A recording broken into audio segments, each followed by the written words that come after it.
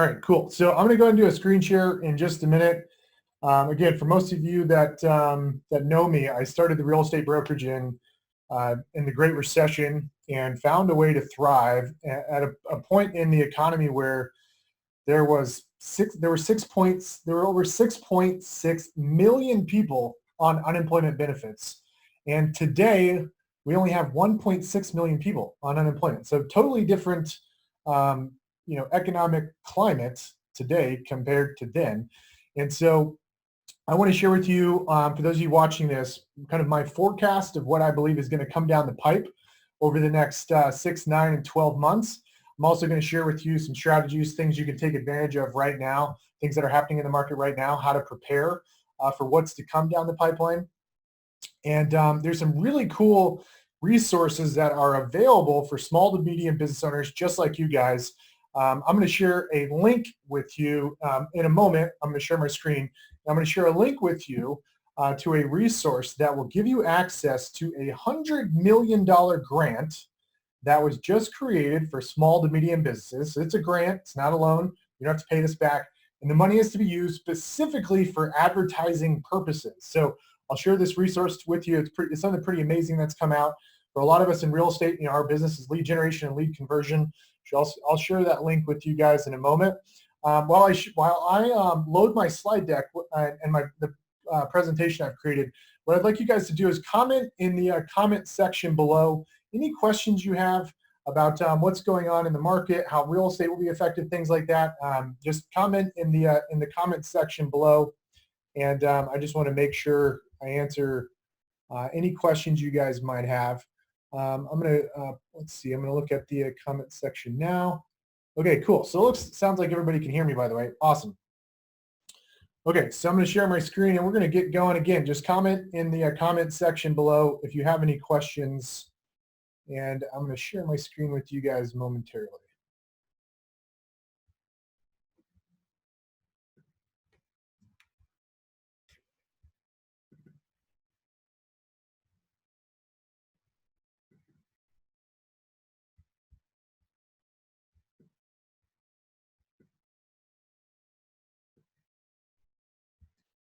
Okay, cool. So just want to make sure, can everybody see my screen okay? Just comment, do me a huge favor, comment in the comment section below, and let me know if you can see my screen below.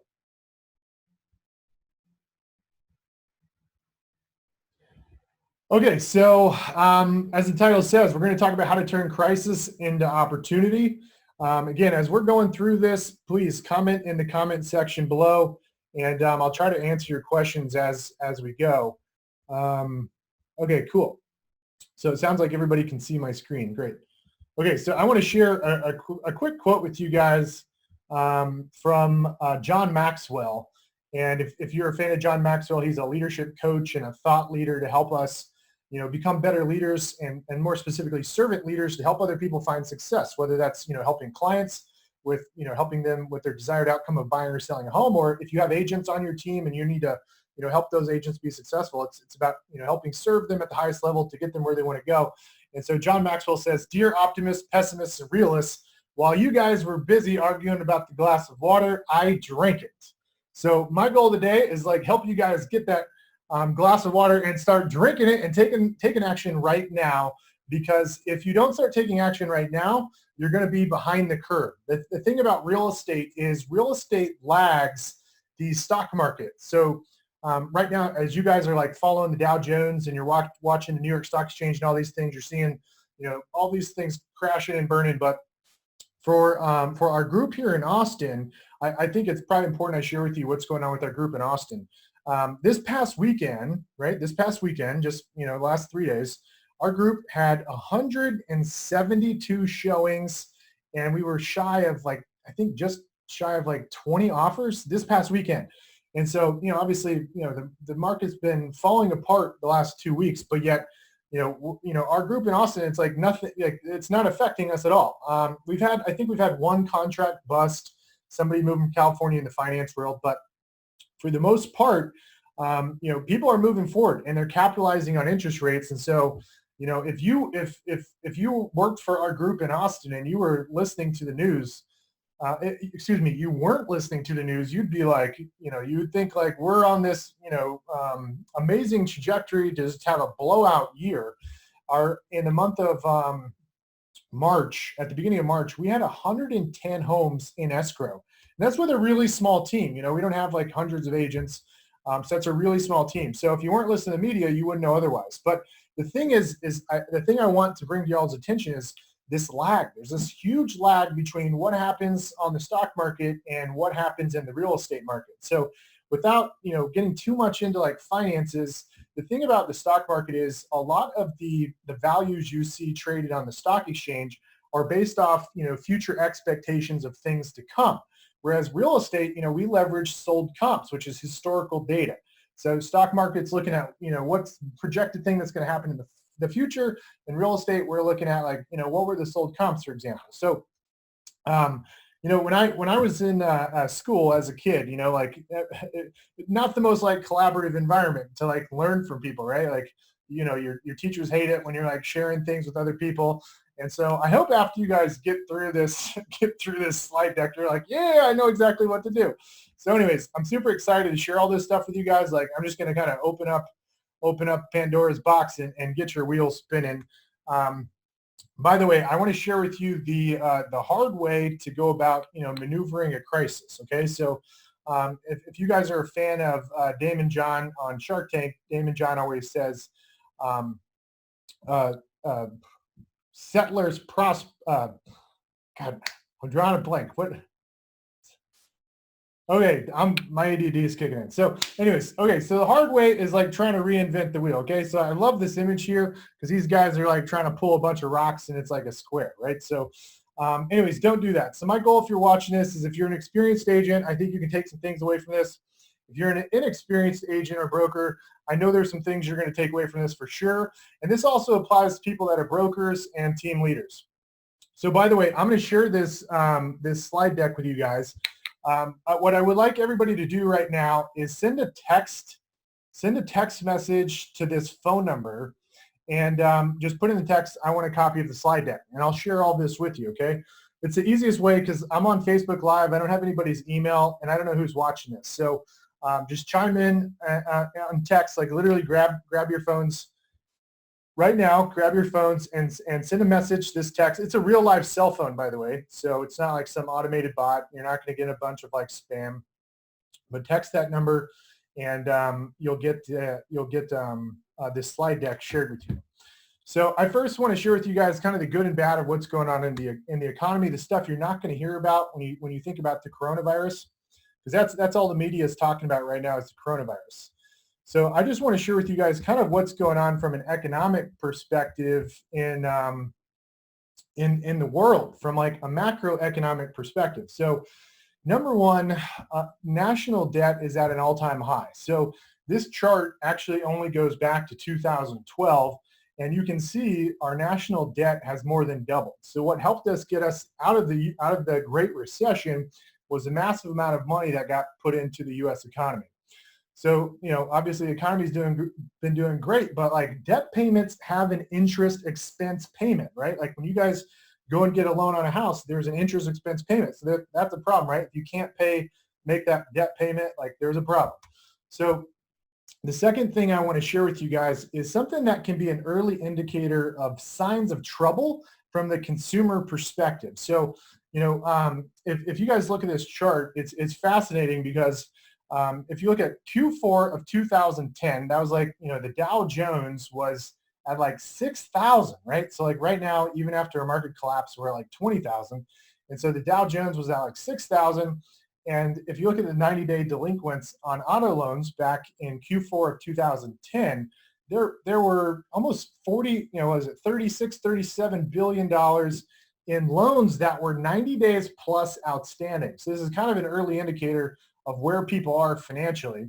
And then obviously you can see, things started improving as, the government started injecting money into the U.S. economy.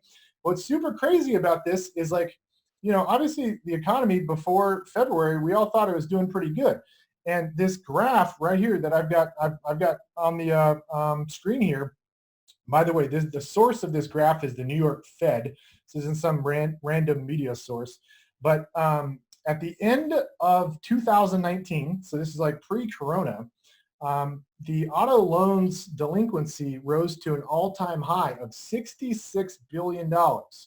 So that's more than double, or almost double what it was at the peak of the Great Recession. So, you know, some other little facts that I want to share with you guys is you know, what, like the median savings, the median balance for the average consumer, like how much money they have in their savings account. So, you know, if you break down, like there's basically 300 million Americans, roughly 60 million people only have $600 in their bank account. So as you guys have probably heard the news, bars and restaurants are getting shut down.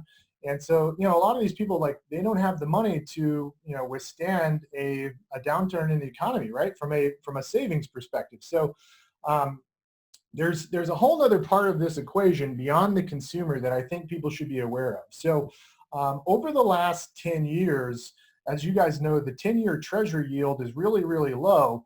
And so governments and big institutions have been trying to find a place to invest money to get a higher yield, because the 10-year U.S. treasury yield is like, you know, it's been like 1% to 2%, right? Like right now it's less than 1%.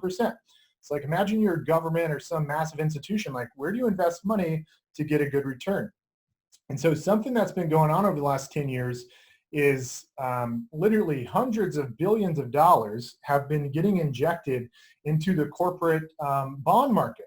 And so what you guys can actually go do right now is y'all can go Google this on the internet. Just Google corporate bond debt bubble. And this is a screenshot straight from Wikipedia.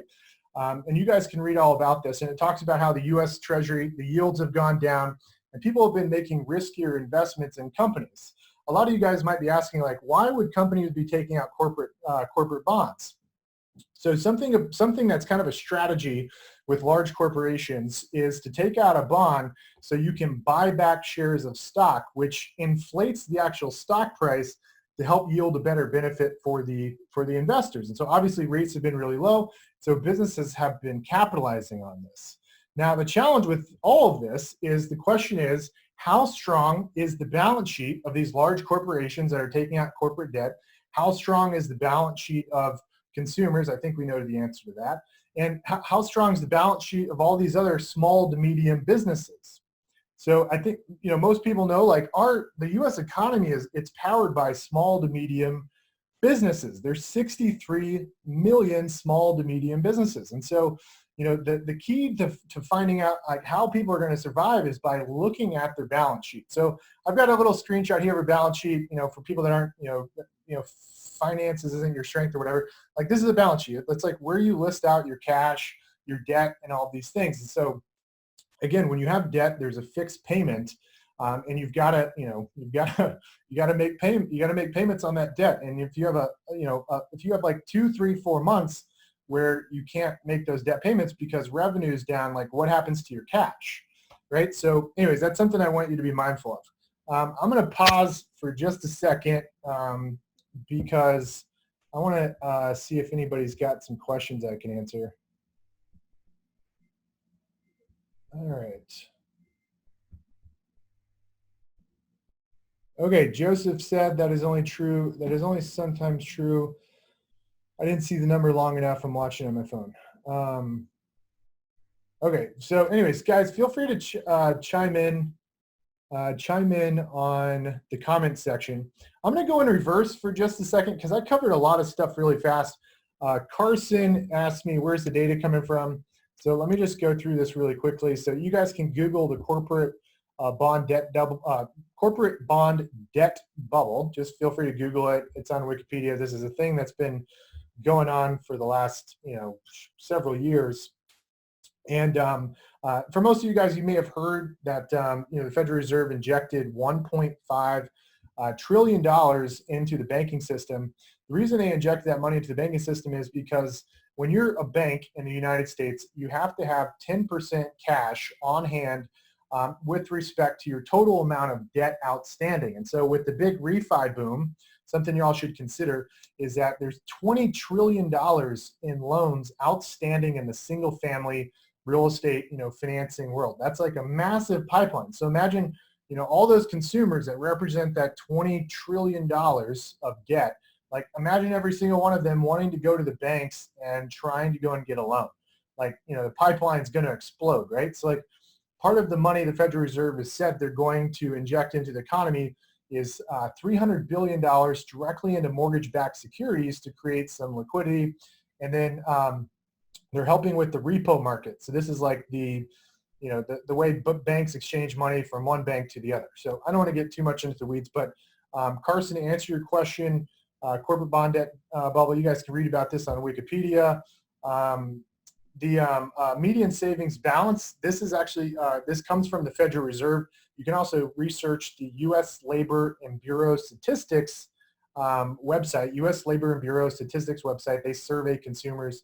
That's where that information comes from. Early signs of trouble. So about the auto loans, about the auto loan industry, this is coming from the New York Fed. And the national debt, this is like public information. So the source is the U.S. Treasury Department. So these are all public places posting this data. So I feel like I've shared a lot of like, you know, negative stuff for the last 5, 6, 7 minutes. But I'm like super amped up because I don't feel like, you know, this is being talked about when you turn on the TV. Like all people are talking about on the TV is, you know, how coronavirus is like, you know, spreading and all this stuff. And they're not talking about, you know, basically how when these cities are, you know, telling businesses to shut down, how it's essentially like economic suicide. And people aren't talking about all of the debt that is accumulated in all of these different sectors, right? Like the Federal Reserve, you know, the quantitative easing, the buying back of securities and bonds, the consumer debt, the corporate bond debt, like nobody's talking about all this stuff. And so I think it's super important you guys know about stuff that like, you know, they're not publicly talking about. I mean, I think most of us know like most small to medium businesses are going to struggle if obviously, you know, like we have bars and restaurants and businesses closing down. We know they're going to struggle, but the question is, how does that impact us? Like, how does that impact us in the real estate business? And like, you know, what's the future revenue pipeline going to look like? And like, what's the future forecast going to look like? So anyways, that's really what I want to get into today. So I know I've probably shared a lot of scary stuff. I'm going to try to look through the comment section again really quickly, see if anybody has any questions.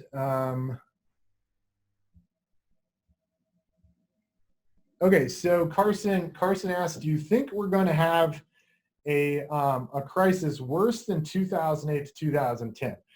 So I'm actually going to share a slide with you guys in a minute that talks about the forecast of like what I kind of predict of like how the next couple quarters through the rest of the year are actually going to play out. So I'll share that with you in just a minute. Let's see, a lot of first-time buyers are getting serious cold feet considering staying renters until things settle down. How would you calm their fears? So Jason, great question. I'm going to go through something in a minute called the 5 C's of leadership during a crisis. I'm going to share that with you guys in a minute. But I kind of wanted to just like kick things off talking about like the stuff nobody's really talking about. Okay, so let's carry on. Okay, so I just some like basic fundamental stuff. So feel free to comment in the comment section below. Can anybody answer what the drivers of real estate are? Like, what are the 2 biggest levers to driving real estate when you think about pricing and demand? What are those? What are the 2 biggest levers that drive real estate? Feel free to comment in the comment section below. I want to hear your thoughts.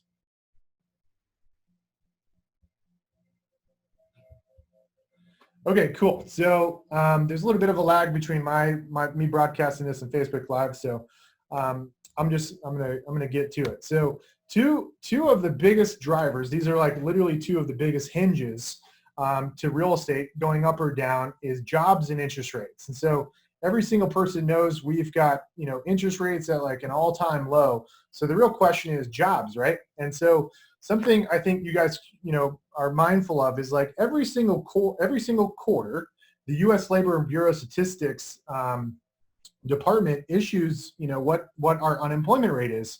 Hey, Ryan Dobbs, you nailed it. Nice job, Ryan. Ryan said interest rates and job growth. Good, cool. A little bit of a delay between what I see in the comments. Nice. All right, we got a lot of smart people on here. Cool. So the thing is the U.S. Labor and Bureau of Statistics Department, if you guys like follow CNBC or CNN, the thing is like, people are always waiting for the jobs report to come out. And the reason is because the jobs report, really dictates how the economy is doing. Because if there's jobs, obviously people are spending money, and there's this, this multiplier effect of people having jobs. So, obviously with people being laid off, there's a little bit of a problem because a lot of small to medium companies don't have a strong balance sheet. There's even a lot of larger companies in the, like the energy sector. There's airliners that are weaker. There's just, imagine your business getting shut down for like 4, 5, 6, 7, 8 weeks, right? Like if you don't have the balance sheet to be able to cover payroll, you don't have the cash in your operating account, like, like you're done, like your business is shut down. So anyways, jobs is a really big number. That's why people are always like tracking the jobs number. So as I mentioned earlier at the beginning, when I started talking, I was talking about how like here in Austin, Texas, like if you asked our group in Austin, like, is there anything going on that would like negatively impact the real estate market? Everybody in our group here in Austin would be like, no way. Like this past weekend, we had 172 showings. We had close to 20 offers come in. We did have somebody, bust out of a contract because of their fears of the coronavirus. But, the truth is like, if anybody in our group here in Austin was like not listening to the media, they would fully expect us to have like the most killer year we've ever had. Unfortunately, it's not the case. But the thing I got to keep reiterating is like, it's important people understand there's this big lag between what the real estate market does and what the stock market does. And so when the jobs report comes out, it's going to further validate that the country is moving into a recession. And then obviously when people don't have jobs, they can't go and get a loan on a house, and it creates problems, right? So like consumers need confidence. They need to feel good about their jobs and, their ability to make debt payments. So one thing that I think is this is really good news is unemployment, prior to this coronavirus event is only 1.7 million people. There's only 1.7 million people receiving unemployment benefits, whereas at the peak of the market, there were 6.6 million people on unemployment benefits. I mean, think about that in terms of percentages. Like that's a massive, massive, massive drop. So, we're like the market's overall pretty healthy, but a lot of our government, and I get it, they're trying to like protect people, and the mortality rate for like the older population is really high. But what's kind of going on, from a business perspective is like, they're putting, it's almost like economic suicide. You got all these businesses that have tons of debt, consumers with debt, and it's all been, it all kind of originated back in 2008, 2009 when it was like, everybody's like a crackhead with debt. It's like that's how everybody grew their business. So anyways, I think it's safe to say I think you guys can, get my warning here that there is a recession ahead of us. And so for those of us in real estate, we're not going to see this in the immediate future. Like you're not going to notice this, the next week or two. It's going to be in the months to come. And I kind of laid out a forecast, which I'll share with you in just a second. So I've been talking about all this bad stuff. And if you know me, like I'm like the biggest optimist you'll ever meet. So here's the good news, guys. Like coronavirus is going to come and go. Like, like I have all the faith and optimism in the human race. It's amazing what we can do as human beings. Like I'm sure we're going to get a vaccine. Maybe the heat kills us off. Like people are taking extreme measures. I saw this morning, Wuhan, am I pronouncing that right? Wuhan.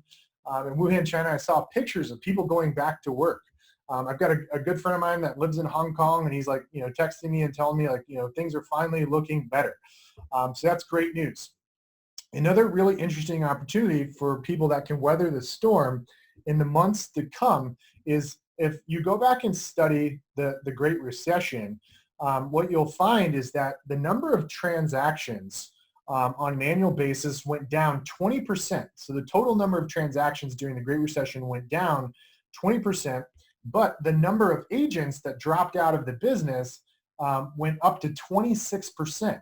So there were a lot of people when we went through this, this upward trajectory from an economic perspective and from a real estate perspective, where there were a lot of agents and teams that got an unfair share of the market because they were able to capitalize on the fact that there were a lot less agents per transaction than before. So that's a great thing that happens in a market that gets really tough. You have a lot of people that get into real estate that only sell 2 or 3 homes a year, and they take away transactions from everybody else. Okay, one other thing that is, I think, an amazing opportunity right now in the real estate market is we've got this amazing ability to truly differentiate ourselves. So for people that have been in the industry for a while, we can really come from a market expertise perspective, and we can actually lead people to have, lead them to their desired outcome and help them not be so fearful.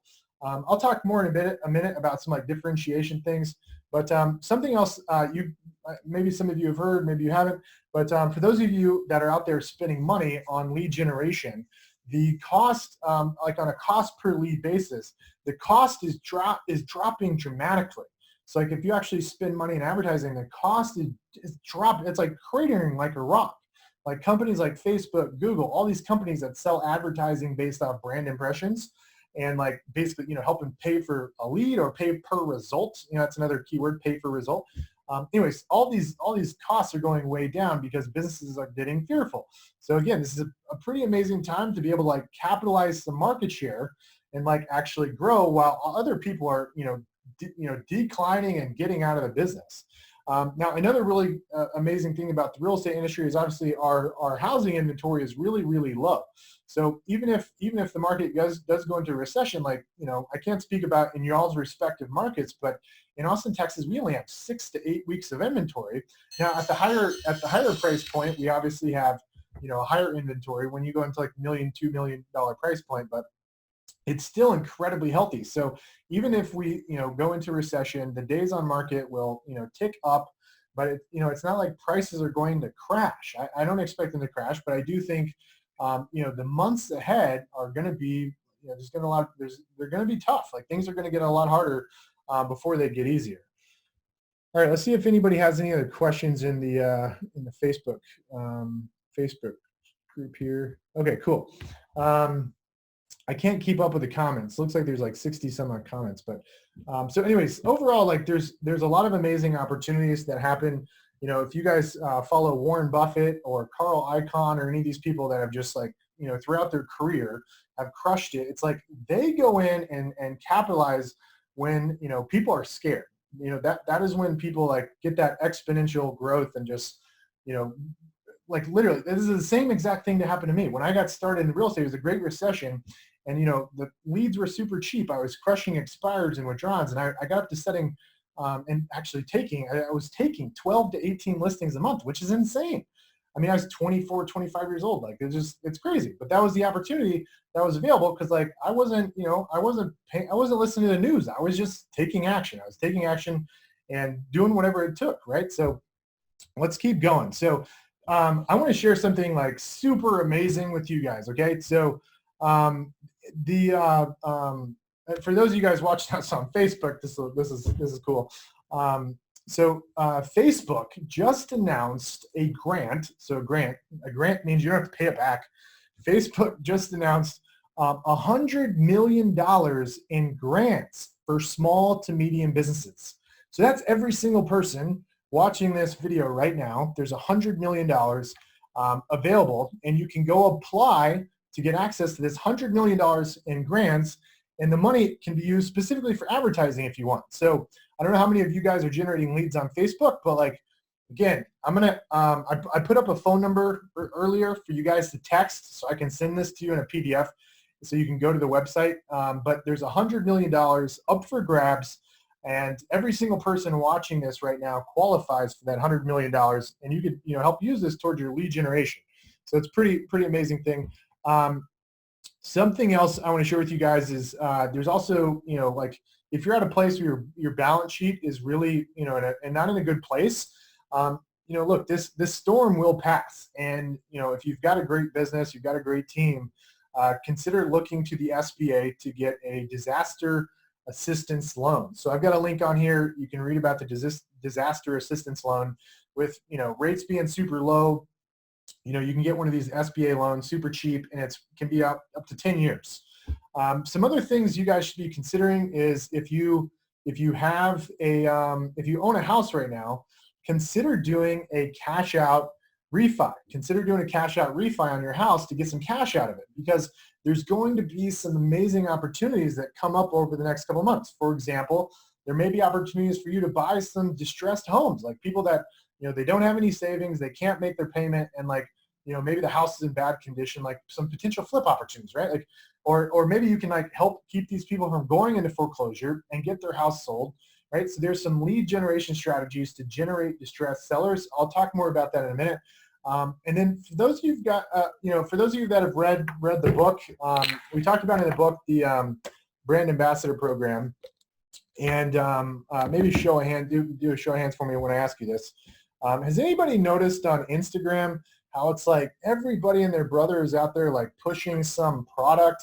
Like you see the fitness people, like these guys that are super buff, pushing protein, and they're flexing, and they got the big old jug of protein. And then you see you see these stay-at-home moms that have these huge followings, and they're pushing baby products and stuff, right? You guys know what I'm talking about? So something I did back in 2010 is I kind of it was kind of came out of necessity, to be honest. But something I recognize is that in a real estate transaction, I've counted up how many people over the course of the year I was able to have a positive impact on that didn't compete against one another. And there were 26 different businesses that get impacted by the purchase or sale of a home. And so I basically, back in 2010, what I did was I started becoming an ambassador for a lot of these other local businesses. So again, if you're trying to figure out how can I get some additional revenue to ramp up my lead generation, to take advantage of what's going on in the climate, the fact that there's going to be a lot of brokerages pulling out, it's going to be a lot of agents pulling out on lead gen side. Now is the time. This is if y'all have read anything about Warren Buffett recently, the guy's going all in right now. He's negotiating deals as we speak to invest in high quality companies and taking big chunks of them. And this is what he's done his whole career. So don't reinvent the wheel. Go follow in the footsteps of people that have already proven success. That Damon John quote from FUBU, I was watching Shark Tank one night, and Damon John, it's coming back to me now. It's coming back to me now. A freaking ADD. So pioneers get slaughtered and settlers prosper. If Bradley Pounds is watching this, he's going to get a kick out of this. So pioneers get slaughtered and settlers prosper. Does anybody remember MySpace? What happened to MySpace? So my point is keep in mind, don't try to go and reinvent the wheel. Other people have been in this scenario before where, we're heading into a recession. There's a lot of people, like myself and Brad, who can kind of help you, thrive in this situation. So anyways, let's carry on. I'm not going to get into all the details of the brand ambassador program right now. If you guys are interested in learning about how to implement the brand ambassador program, just send me a text on that phone number, and I'll talk to you more about how to help you get it set up. Okay, so let's keep going for the sake of time. So I want to talk about, on the lead generation side, some of the opportunities that are presenting themselves right now. So for some of you guys that have really big budgets, right? You've got, maybe you can spend a lot of money in lead generation. A really interesting marketing play right now is to run advertising on TV. Everybody's sitting at home watching TV and watching the news. People are not DVRing the news because the news is changing so quickly. And so the news is typically really expensive to run ads, but literally I'm getting called by the TV stations every single day to run ads on TV. And again, I don't know about y'all's market, but here in Austin, all of these events have been canceled. And so the TV station is literally their revenues drop 50, 60, 70%. So they're negotiating these crazy deals, stuff you couldn't even imagine. So consider running TV ads. And I know that sounds archaic, but let me ask you something. How do you think Zillow gets traffic to its website? Well, Zillow spends $60 to $70 million on TV advertising. So you don't have to spend that much money. You could actually have a pretty small budget and you'll be able to drive that really high quality traffic from TV ads to your website for potential buyers and sellers. So again, I'm not going to get into the nuances of like TV. That's like a really interesting opportunity. Something else I'll share with you guys is there are very specific digital campaigns you can run on Google. So like, for example, somebody goes on Google and types in, I need to sell my home fast, or some, different configuration of keywords like that. Those we have found are some of the highest motivated sellers you can find. And so this is another place where you can reallocate some dollars to find potential sellers that need to unload their house because, they can barely make their house payment. Now they're out of a job. And so you can help lead them to get their house sold, prevent foreclosure. Like as real estate agents, I think some people are like, you're like an ambulance chaser or something, but look, like we're preventing people from being foreclosed on and losing all the equity in their house. So like we're serving a pretty amazing purpose in the in the U.S. economy. I'm going to see if there's any other questions.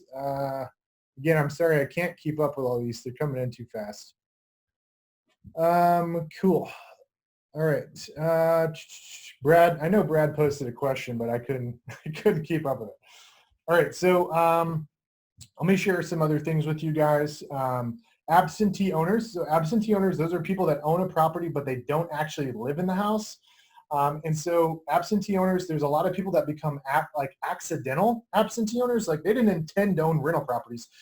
Typically they couldn't get the price they wanted, which is why they rented it out. So a lot of times these accidental people that own property now, like they don't want to sell. And there's a really cool way to actually go and find out like who's renting out their house once they've been an owner occupant, and like literally go look in the MLS, log in and go and look at all of the properties that got leased out 6 to 9 months ago. Go and look at all the ones that got leased out 6 to 9 months ago and pay attention to if it had been previously leased out. And if it hadn't, there's a high likelihood that those people like became accidental landlords, and now their lease, right? The people that are like living in that house, they're going to probably be, the lease is going to be expiring in the next like 3 to 6 months. So this is a pretty amazing like data set of people to call and prospect, because these sellers don't want to be landlords. They see, they're scared of where the market's going. And so you can help them, lead to this desired outcome of like getting out from underneath this house. Okay. Carson said transitioning vacation rentals to long-term rentals or helping sell is a good player now. I agree 100%. Okay, something else I'll share with you guys is withdrawn and expireds. Like the number of withdrawn and expired, listings is going to keep going up.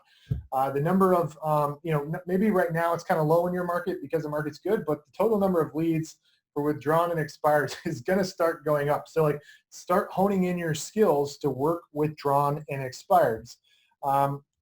There's one more thing I want to share with you guys, and this is what I call a sweet spot. So for the people that still have jobs, they have money in the bank, we're kind of in this like sweet spot right now. And what I mean by that is there's a lot of people that own a house, but it's not the right house for them. Like maybe they had a kid, maybe they got a better job, like maybe the house just doesn't work for them. Maybe they're getting older, and they need to, get a single story instead of 2-story. Like we're in this sweet spot because people can actually sell their house, right? Their house right now that they're in, which is probably they're paying, an interest rate of like 4.5%, 5%, right? And so instead of refinancing their house and being stuck there longer, they can sell their house and they can turn around and buy something else at a much lower interest rate. And so I call that the sweet spot because you guys know when you refinance a home, there's this period before you actually get your money back because of closing costs, right? Like you got to be in the house like 2 to 3 years, depending on your closing costs, to get the money back from the cost of refinancing. So there's a lot of people that are kind of in this sweet spot right now. So this is an amazing opportunity to be calling your sphere and tell them, look, like you're in your house for the next 6 weeks. Like, you told me before about how much you don't like this house. Why don't we help you get you into the right house and capitalize on how low interest rates are versus you like wasting your time refining and like getting all those closing costs to add to your principal balance of your loan. All right, do we have any more questions in? Okay, I'm trying to keep up with this. Okay, so I'm going to share with you guys my economic forecast, basically where I think I see things going. So basically in Q1, January through February, like real estate down. What are you talking about? like if I wasn't watching the news, like I'd be like, man, we're off to the races. But the thing is like I mentioned at the very beginning, real estate lags the stock market. So, it's not until people start losing their jobs when it actually starts impacting the real estate market. So probably about between April and June, this is when we're actually going to feel the impact of these small and medium businesses, like shutting down and the corporations having layoffs and things of that nature. So this is when you need to be mindful of when this is going to affect us. Now, here's the thing. Like if you all have been paying attention to stock market, you've seen it was like it went down super fast. Like the market has crashed faster than ever before. And so I'm very optimistic that the market is going to return and get back up. Like, we're as Americans, we're very creative. Like we'll find a way to survive, So I'm very optimistic about once we get into the third quarter in July, August, and September, that the market goes back on the incline. Businesses, are back full steam ahead and opened up, and they start hiring again, and they start, and then I don't even want to, like, you guys, if you're watching the news, they injected $1.5 trillion into the U.S. economy, and you saw what happened in 2008, right, with the Dow. The Dow Jones went from 6,000 in 2009, 2010 to 29,000, and a lot of it was predicated on all this, money that's been injected into the economy. So we're in a healthy market. Like inventory levels are low, interest rates are low. I think the next couple of months for us as real estate agents is going to get tough, but there is an amazing opportunity when we get to, July, August, September, amazing opportunity. And there's going to be a lot of pent up demand for people. Owning a home is a necessity. You have to have a place to live. Now granted, if like second homes, vacation rentals, obviously that can, that's a different story, but like your owner occupied type homes, like it's a necessity. In most markets across the United States, our occupancy rate for rentals is like 98, 99%. So like people need a place to live. So I think when we get into Q4 of this year, September, October, December, it's going to be the strongest fourth quarter of the year we've ever experienced in real estate. Not only are interest rates low, I think inventory is going to raise up some. Like we'll see inventory, maybe it'll go from like 45 days on market to like 90 days on market, but still it's not terrible. Like it's actually maybe a good thing to put the market in equilibrium. So that's what I see going on in the fourth quarter. And let's see, just one more thing. So people that want a copy of this slide deck, here's the phone number. Just text the phone number, and I'll get you a PDF. And there's some cool links. Again, the link to the $100 million grant with Facebook. I talked about the Brand Ambassador Program. Again, I'm trying to keep this short. Okay, so I want to get into what by the way, I totally ripped this off from Vern Harnish. If you know who Vern Harnish is, he wrote the book Rockefeller Habits. Vern Harnish also wrote the book Scaling Up. And so these are the 5 C's to become a leader in crisis. And this is what I want to communicate to you guys. And this is what you should be communicating to your clients and to the agents on your team if you have a team or brokerage. So number 1, communicate daily. Like you can't over communicate. So number 1 with your clients, like literally double down on your success calls. Right, so like our group in Austin, our listing agents, we have success calls every single week on Wednesdays to keep our clients up to speed of what's going on. Like once a week success call is not enough. You need to be calling your clients at least twice a week, bare minimum. So if you have listings that are in the, like the coming soon stage or the active stage or the pending stage, like you need to be asking them like a minimum of twice a week, like, checking in with them, like relaying to them what's going on. If, when you get off the phone with your client and they hang it up and they turn on the TV at night, like all they're hearing about is how terrible the how terrible the stock market is, right? Like just, everything's falling apart. Just like, if you watch the media, just like ruins your mindset. So anyways, you've got to double down on your success calls. Number 2, if you have agents on your team, you need to remind them this is a moment in time. This is not eternity. And you need to be over communicating with them too. Like, especially if you have newer agents on your team or your brokerage, over communicate to them that this is a moment in time. And in fact, there is a huge opportunity that awaits us when we get outside of this, this downturn we're seeing. And the thing that I predict is that we're actually going to go on the upward climb a lot faster than we did back in 2008, 2009, 2010. I feel super optimistic that we're going to see us go on the upcline a lot faster. I mean, they injected $1.5 trillion like that. And the Federal Reserve is talking about injecting up to $5 trillion. Like, that's crazy. So if y'all remember that slide earlier, there's $20 trillion, roughly $20 trillion in like outstanding debt. Like, they're literally going to increase the U.S.'s outstanding debt by like 20 something percent. Like, it's crazy. It's like, this is going to be the most amazing opportunity we've ever seen when we get into Q3 and Q4 of the year. But you've got, you've got to brace for impact, because we're going to start feeling this decline as real estate agents and broker owners. We're going to start feeling this come April, May, June, but then July, August, September, like, off to the races. So again, like Warren Buffett, like, we're not necessarily investing in stocks. We need to be investing in people, and we need to be investing in lead generation. So one of the things I want to share with you guys is, like, communicate with your community. So, leverage Facebook and leverage things like Zoom. Like, if you guys have a Zoom account, by the way, I think you can get Zoom for free right now. Imagine hosting webinars for your clients, like all the people you're helping buy or sell. Imagine going into the real estate groups. Like, I don't know about you guys, but like in Austin, there are these real estate groups. It's like all these real estate agents where they all congregate and like ask questions and share listings and things like that. I want to encourage every single one of you to go in those Facebook groups and like build a slide deck, kind of like I did today, and like share all this. Heck, you guys can use my slide deck today and go share it with all the real estate agents in your Facebook group. The reason why it's so powerful for you to share this information with people that are real estate agents and your competitors is because people will look at you as a thought leader, and you might end up finding people that want to join you. You're going to attract like-minded talent when you do this in these open Facebook groups. So I actually did this here in Austin just as an experiment this morning, because I wanted to test the results. And I've had over 125 people register to get on a webinar we're hosting for real estate agents. Like, literally, it's for my competitors. But, like, the thing is, if you come from a mindset of abundance, like, you don't have to worry about them, like, stealing any of your ideas. Like, there's really no new ideas. It's like, who's implementing and taking action and who's not. So anyways, communicate with your community.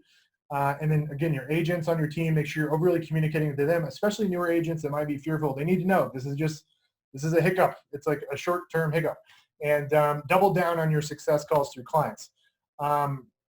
Let's see, one other thing. So for those of you guys that have vendors, maybe it's like title companies, mortgage companies, you have W-2 staff, be communicating with them also, be the voice of reason, and lead with the market expertise you have. Okay, so number 4, I'm sorry, my slide decks got mixed up. Number 4, clean up and catch up. So what I mean by that is focus on making processes easier for your agents if you have agents, or think about like the vendors you work with, your clients. Like, start making a list of all the things you do throughout the day. Like, what are you actually spending time on?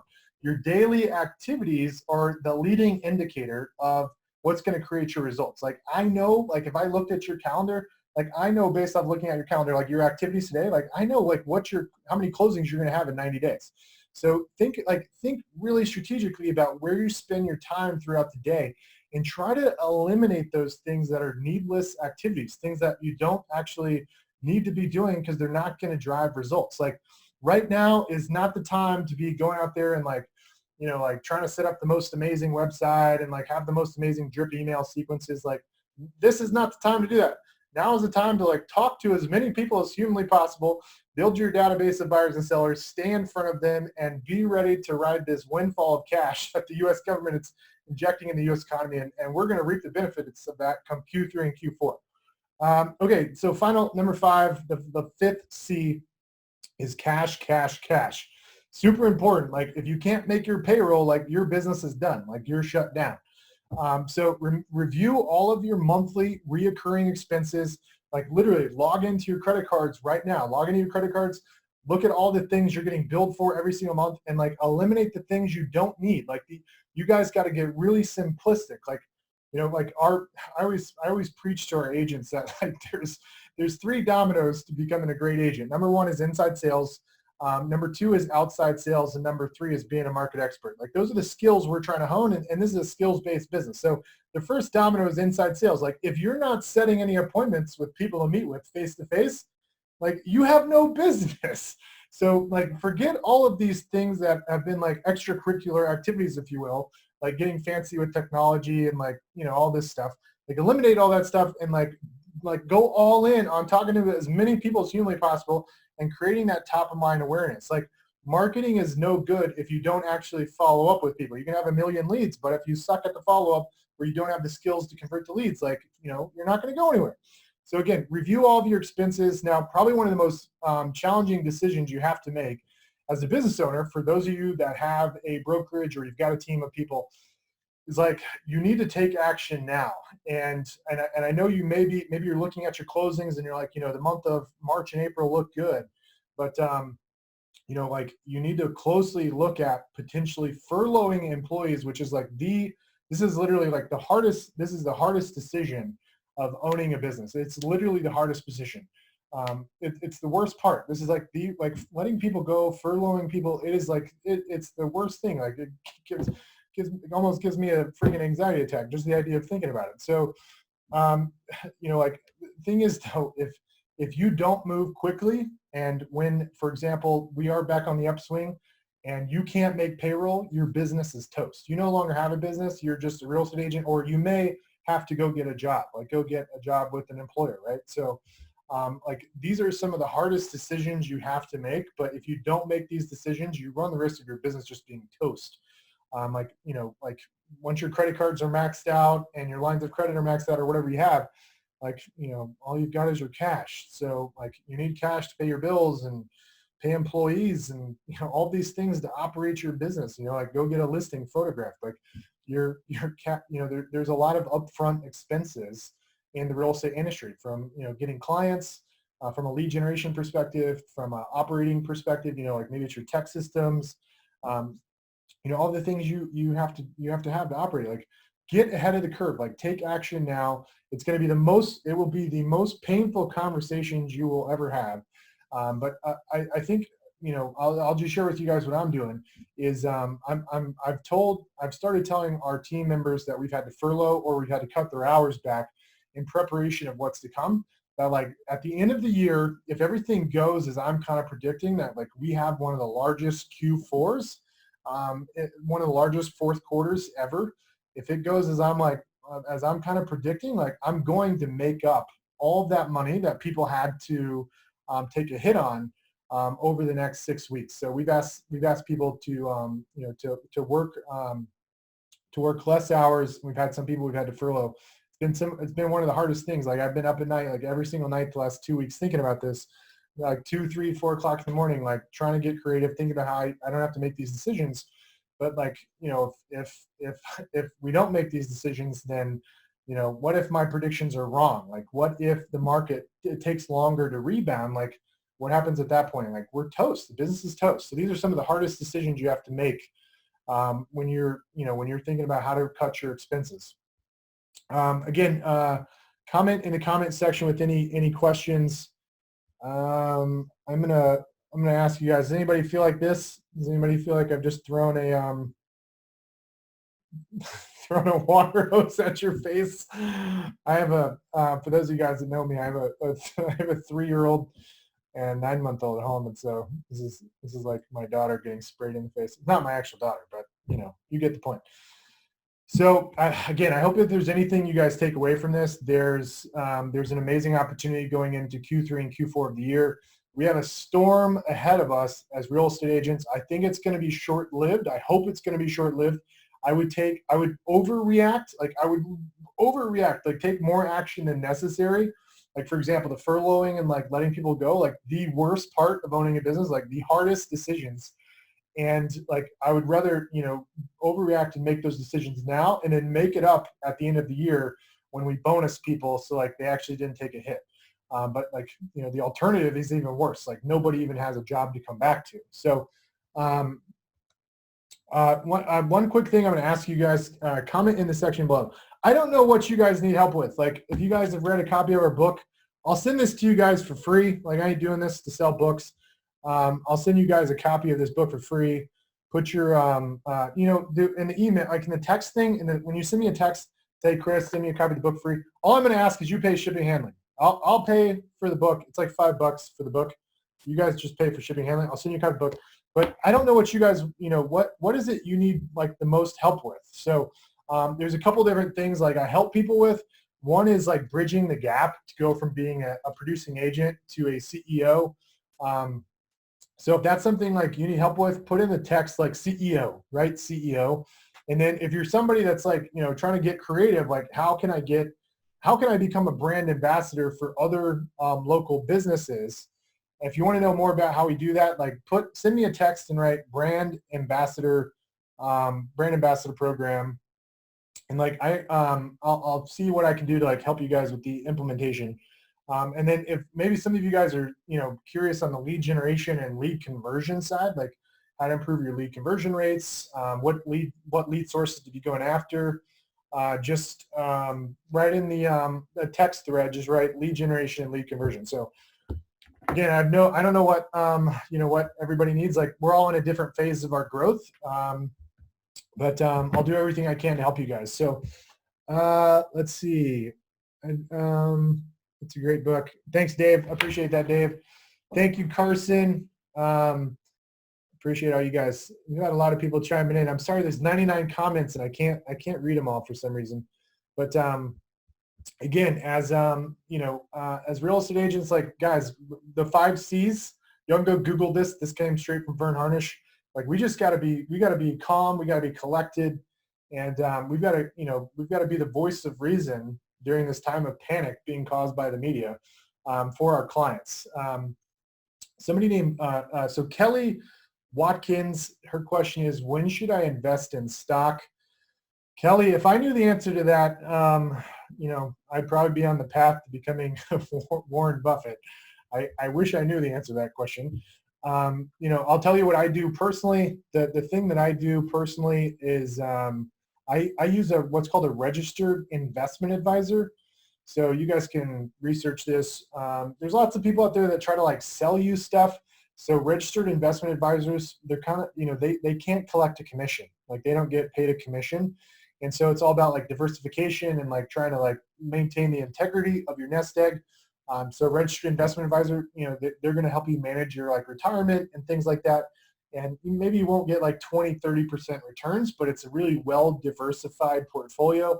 My personal account's taken a pretty big hit. It's not as bad as like some of the companies out there, like for example, in the energy sector, the travel industry, et cetera.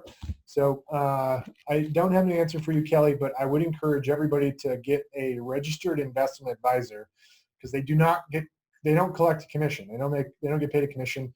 If they manage your money, they get a small percentage of your account balance. It's like 0.7%. It's like, it's super, super small. It's worth like every penny. So check out registered investment advisors. So again, don't forget to comment in the comments section and let me know. What are you all interested in? Is it you only help like on that building that bridge from going from like being a producing agent to a CEO? Are you interested in implementing the brand ambassador program I talked about?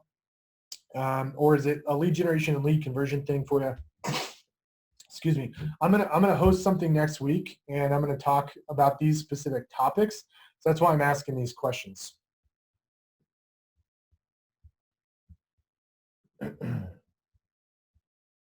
Okay, so I got another question from Chris Mosier.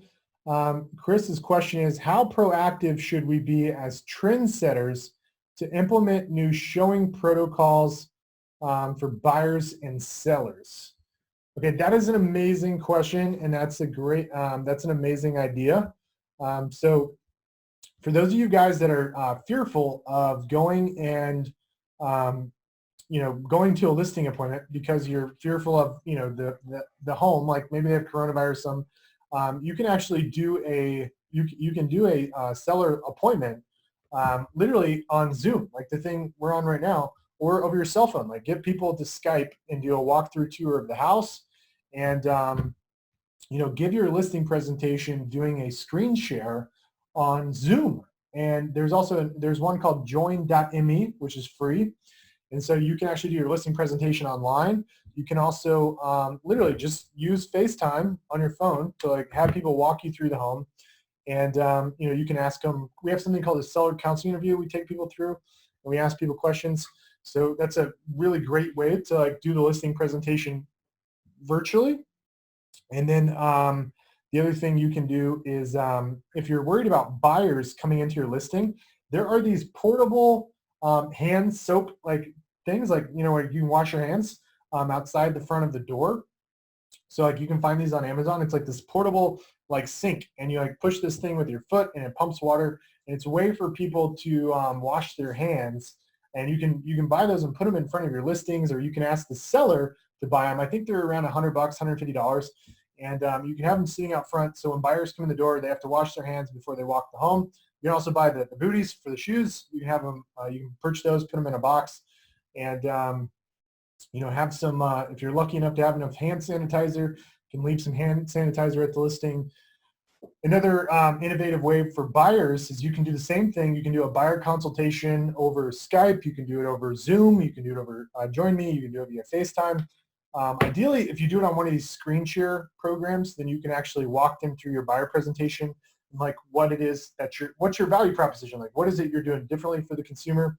So that's another really creative way to get in front of the buyers. And if maybe the buyer, if the buyer is scared of going into the house, look in the house, like if you're willing to do it as an agent, and you take preventative measures, wash your hands before you go in, like don't touch your face. Like CDC has all kinds of guidelines and recommendations on how to prevent you from getting this illness. You can actually go through and do a tour of the house on your cell phone and send it via video, or again, do a FaceTime share to take buyers through the house. So these are some great tactics to help buyers and sellers that are quickly looking to sell a home or potentially buy a home. Let's see if we have any other questions.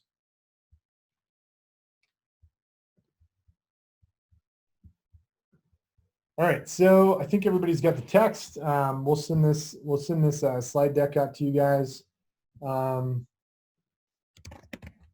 gonna see if there's any. Again, there's a lag between the Facebook comments section and there's a lag between the comments and the Facebook Live. So again, just a reminder, I'll send this to you guys for free. Just pay for shipping handling. Believe it or not, it actually costs money to pay for the shipping envelope and the stamp and like paying an employee to ship this out. So anyways, I'll pay for the book, which is like half the cost. And you can get this on Amazon for $20, but I'll send you one free. I didn't want to do this webinar to push the book. Hopefully some of these things are reigniting in your mind if you've read the book, specifically the brand ambassador program. A lot of local business owners are in a position where they want to drop their ad spend with like Google and Facebook and all these things. And like you as a real estate agent, like you can be an ambassador for a lot of other local business owners. Like the National Association of Realtors says that the average home that's sold injects over $86,000 into the U.S. economy. And there's in fact about 26 different types of companies. These are non-competing companies, that are impacted by the sale of homes. So like moving companies, home security companies, contractors, obviously like mortgage companies, title companies, a lot of people that are impacted by a real estate transaction. Okay, cool. All right, guys. So I'm going to host another webinar next week. I'll send something out via email, and I'm just going to go through all the text messages, and I'm going to try to basically, figure out like what's the biggest need. Is it, are you trying to learn that leadership side, like scaling from being an agent to a CEO? Are you interested in learning how to implement the brand ambassador program? Just for context, I think in Austin we're getting, somewhere around 20,000 a month. So like imagine, if you could get like, a couple thousand or 5,000 a month into your business, like that can have a huge impact on your business. You might be able to act like Warren Buffett and like capitalize on, investing in lower cost per leads and maybe doing some of this creative stuff like I'm talking about with TV. There's also, don't forget, there's also the grant that Facebook just announced, $100 million grant. You don't have to pay it back, and you can use it for advertising on Facebook. I've got the link for that in the slide deck, and I'll share that with you guys. You have to go online and apply. So if you click on the link, it'll take you straight to the application. Again, it'll be on your cell phone here in a minute. And then again, if anybody's like, is it the lead gen or lead conversion side? Like, is that something you need help with? You shoot me a text and let me know. Cool. All right. Well, I'm signing out. I hope this was super helpful for you guys. I hope everybody on this call walks into the days and weeks to come as it gets more and more challenging, inspired, and excited about the opportunities to come. Again, I keep bringing up Warren Buffett. You saw Warren Buffett on TV. It's like the guy's licking his chops. Like Berkshire Hathaway is sitting on like $180 billion in cash.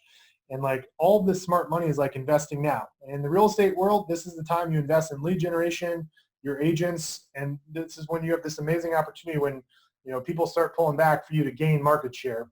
And not to get too much into what's going on in the economics of the world, but like in the oil industry, we've got Saudi Arabia and the U.S. and Russia fighting for market share. Like market share is really powerful because when the economy starts to go back on the upward climb, like this is when you get a disproportionate percentage of your market share. It's on that upward climb. So anyways, hope you guys enjoyed everything, and next week I'll be making a decision, what we're going to talk about in the webinar next week.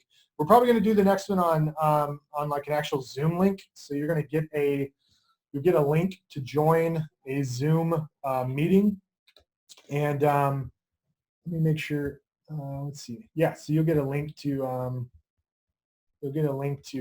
access this in a Google Calendar invite. So don't forget to send a text, and this is not like an auto responder, it's an actual cell phone. So shoot a text to 512-771-2592.